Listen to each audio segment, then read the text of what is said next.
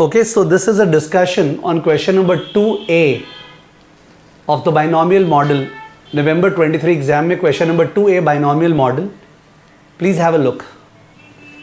Question number 2A binomial model. तो इसका correction बहुत ही गंदे तरीके से किया हुआ है बाय द CA इंस्टीट्यूट. अपना पर्पस केवल CA इंस्टीट्यूट को रिडिक्यूल नहीं करना है, वो तो खैर पार्ट ऑफ द प्रोसेस है, बट ये भी जानना है कि अपने क्या सेफगार्ड्स फ्यूचर में लगा सकते हैं जिससे अपने को मार्क्स मिल सके CA इंस्टीट्यूट द्वारा.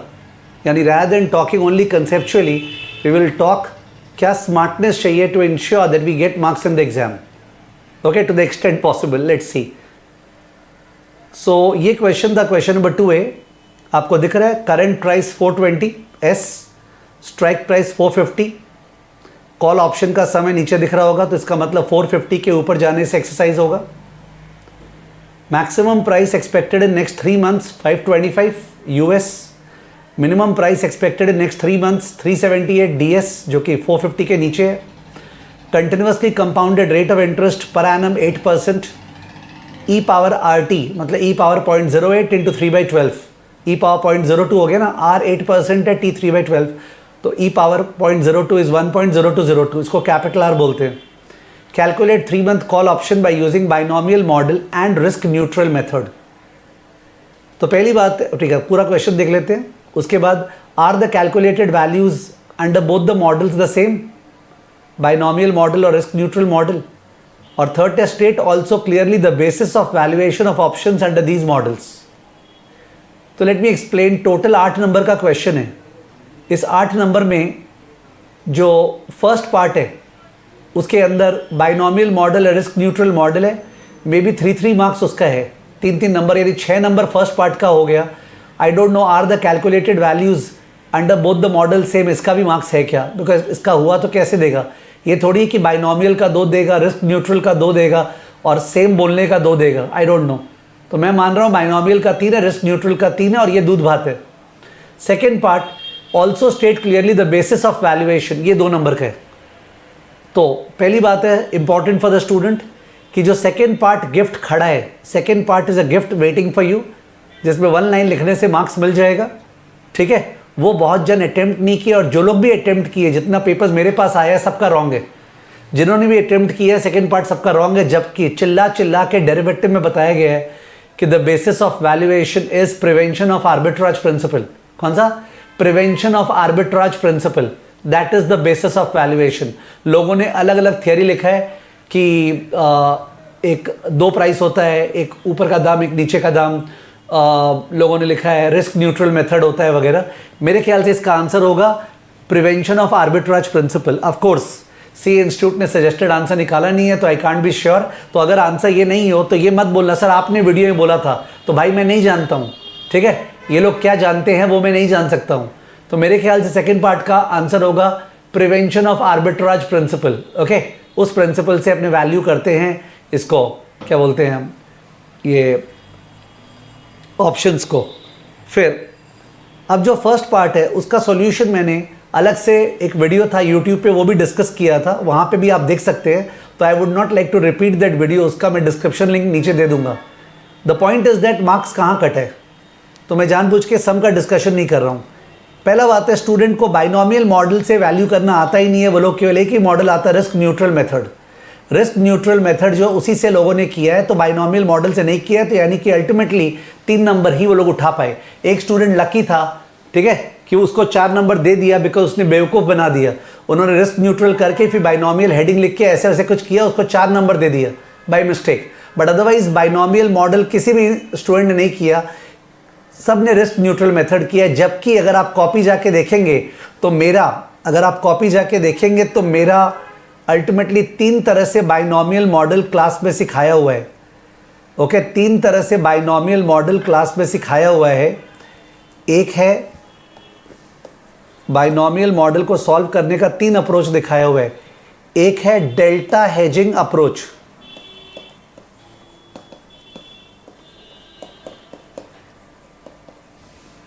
एक है replicating portfolio approach,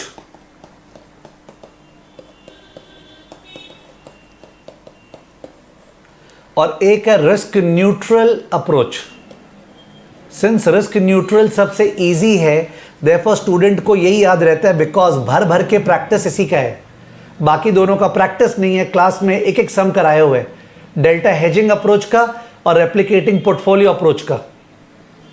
delta hedging approach पे अपने पोर्टफोलियो बनाते हैं C minus delta S plus. केवल एक स्टूडेंट ने ट्राई किया था, जितना मेरे पास आंसर्स आया है ये करने का, पर वो भी अधूरा ही कर पाया, पूरा नहीं कर पाया। Okay, C minus delta S plus, call option sell करते हैं और डेल्टा शेयर्स बाई करते हैं, जिससे कि पे ऑफ सर्टेन हो जाए, पे ऑफ सर्टेन। ये होता है डेल्टा हेजिंग अप्रोच। और रेप्लिकेटिंग पोर्टफोलियो अप्रोच जो है वो होता है कॉल ऑप्शन को रेप्लिकेट करेंगे, C plus is equal to delta S plus comma borrowing. Call option को रेप्लिकेट करने के लिए डेल्टा शेयर्स बाई करेंगे और पैसा बोरो करेंगे।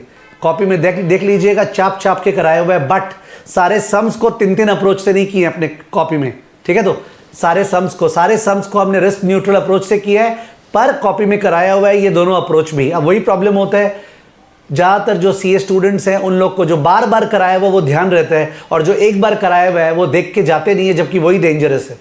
खैर, इंस्टीट्यूट ने तो डेल्टा हेजिंग और रेप्लिकेटिंग पोर्टफोलियो अप्रोच का नाम नहीं लिया, उन्होंने तो नाम लिया है किसका, उन्होंने नाम लिया है बाइनोमियल मेथड का। बाइनोमियल मेथड, तो बाइनोमियल मेथड में गॉड नोज कौन सा अप्रोच करेंगे, डेल्टा हेजिंग अप्रोच या फिर replicating portfolio approach. I don't no, may be वो लोग डेल्टा हेजिंग अप्रोच करेंगे, ये वो लोग का सजेस्टेड आंसर देख के पता चलेगा। ओके, बाइनोमियल मेथड में वो लोग डेल्टा हेजिंग अप्रोच मेरे ख्याल से करेंगे, वो लोग का सजेस्टेड आंसर देख के पता चलेगा। तो यहाँ पे स्टूडेंट्स को 3 में से 0 मिला। ओके, इस पार्ट में 3 में से 0 मिला, बाइनोमियल मेथड किया ही नहीं कोई स्टूडेंट। रिस्क न्यूट्रल मेथड में रॉन्ग करेक्शन हुआ इंस्टीट्यूट का। नाउ रिस्क न्यूट्रल मेथड में प्रोबेबिलिटी 0.3434 आया है। जिन स्टूडेंट्स ने उसको 0.34 लिखा है या 34% लिखा है उनको फुल मार्क्स दिए।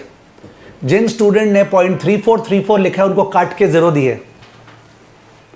ये करेक्शन हुआ है, देख लीजिए। प्रोबेबिलिटी जो है 0.3434 आया है, अगर 4 डेसिबल प्लेस पे निकालते हैं तो जिन स्टूडेंट्स ने 0.34 निकाला या 34% उनको मार्क्स दिया है, पर जिन स्टूडेंट ने 0.3434 निकाला उनको काट के 0 कर दिए। ठीक है, अगर आपको गुस्सा लग रहा है सुन के, मेरे को भी इक्वल गुस्सा लग रहा है, I can not explain. This is the status of ICAI। यानी ज्यादा राउंड ऑफ करो तो झमेला, कम राउंड ऑफ करो तो झमेला। तो भाई जाने कैसे कि तुम लोग कितना राउंड ऑफ चाह रहे हो। ठीक है, तो ये बहुत ही नाइंसाफी है ये जो हुआ है। You want to see the papers, let me show you the papers. होता है ना, सब विश्वास नहीं हो रहा है। ये रहा, देखिए, अगर आपको स्क्रीन पे दिख रहा होगा ये स्टूडेंट का सॉल्व किया हुआ। ओके, तो स्टूडेंट को तो 0.34 आने से भी 0 मार्क्स दे दिए है वहाँ पर। P 0.34 आया, ये रहा 0.34। मेरे ख्याल से नेक्स्ट पेज में मार्क्स दिया है इसको। I don't have the next page, तो इसने शायद नेक्स्ट पेज दिया नहीं, आई डोंट नो। ये स्टूडेंट के साथ तो बहुत नाइंसाफी हुआ है। इसका तो 0.34 आया, 0.66 आया और कॉल ऑप्शन का वैल्यू अप्रॉक्स पे 25 आया, तो भी 0 दे दिया है। दिख रहा है आपको ये 2 मार्क्स यहाँ क्या दिख रहा है, आई डोंट नो। हाँ, 0 दे दिए। ये स्टूडेंट का तो एक्सेप्शन है। किसी और स्टूडेंट का देखते हैं। ये रहा, ये स्टूडेंट ने कंपेयर किया 2 कॉपीज को, अपने फ्रेंड की और अपनी। ठीक से आप देखिएगा इसको, ये 2 कॉपीज कंपेयर की है। लेफ्ट की कॉपी में 34% आया है, देखा आपको टिक किया हुआ ग्रीन से 34%। राइट के कॉपी में 34.34% है, उसको काट दिया है। 34.34% को मार्क्स नहीं दिए। और दिखाता हूँ, ये रहा, ये जो स्टूडेंट है इसने 0.3434 लिखा है, दिखा आपको। इस स्टूडेंट ने 0.3434 लिखा है तो काट दिया, नहीं मार्क्स दिया है। और दिखाऊं, ये स्टूडेंट ने प्रोबेबिलिटी 0.34 लिखा है, 34%, इसको मार्क्स मिल गया। देखो, इसका भी कॉल ऑप्शन 25 रुपीज़ आया है, जो कि फर्स्ट स्टूडेंट का था। 34% में मार्क्स दे दिया।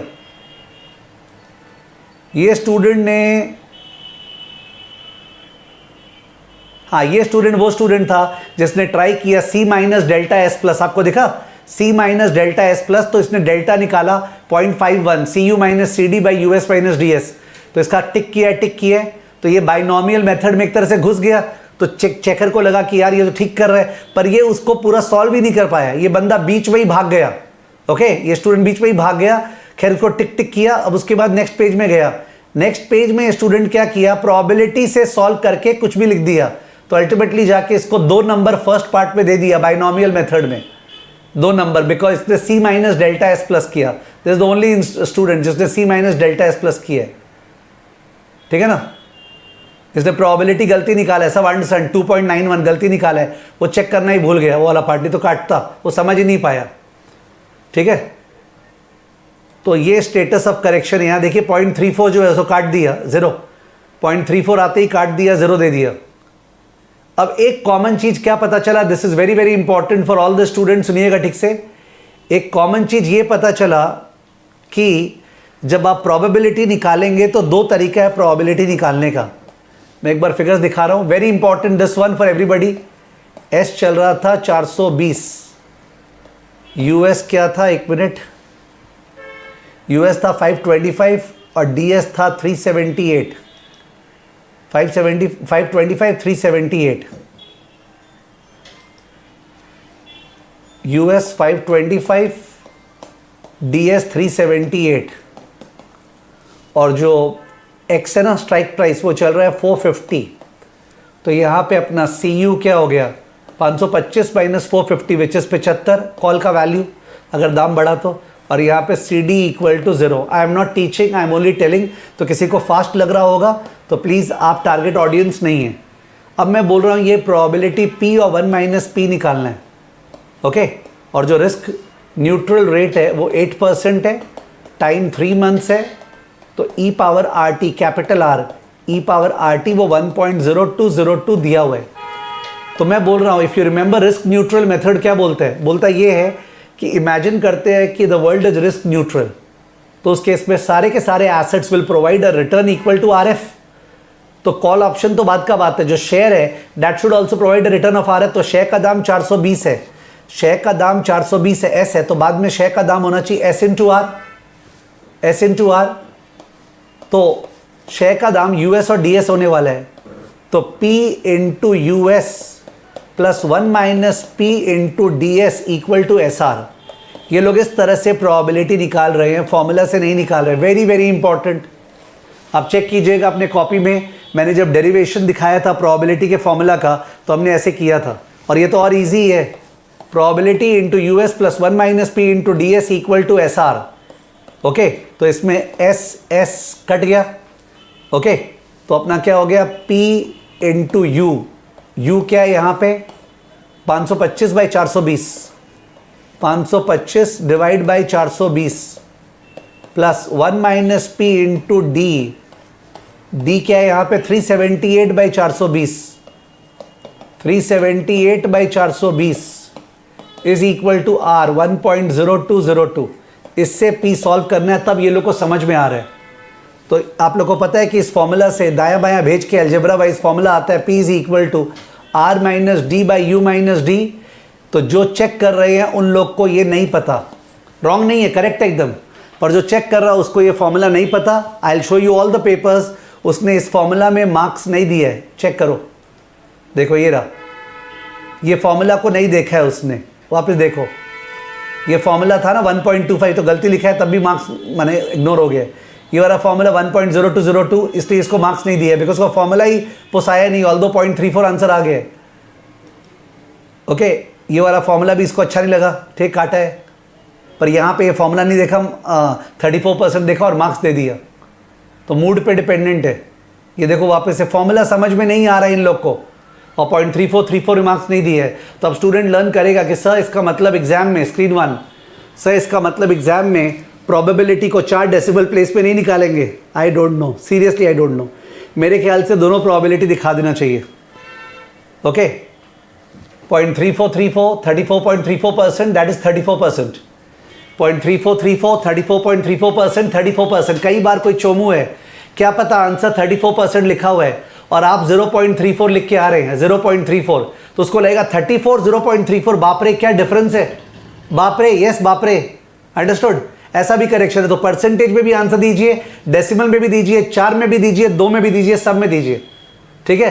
प्रोबेबिलिटी का फॉर्मूला बाइनोमियल में मत लगाइए, प्रोबेबिलिटी का फॉर्मूला नहीं, बाइनोमियल को प्रोसेस से कीजिए, P इंटू ऊपर का दाम प्लस 1 माइनस P इंटू नीचे का दाम इक्वल टू आज का दाम इंटू कैपिटल R।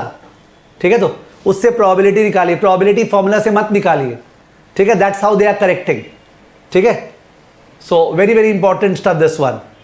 और जब ये लोग सजेस्टेड आंसर निकालेंगे तो पता चलेगा ये लोग ने बाइनोमियल मेथड में कौन से मेथड से किया है, डेल्टा हेजिंग अप्रोच या रेप्लिकेटिंग पोर्टफोलियो अप्रोच। दोनों अप्रोच को प्रैक्टिस कीजिए।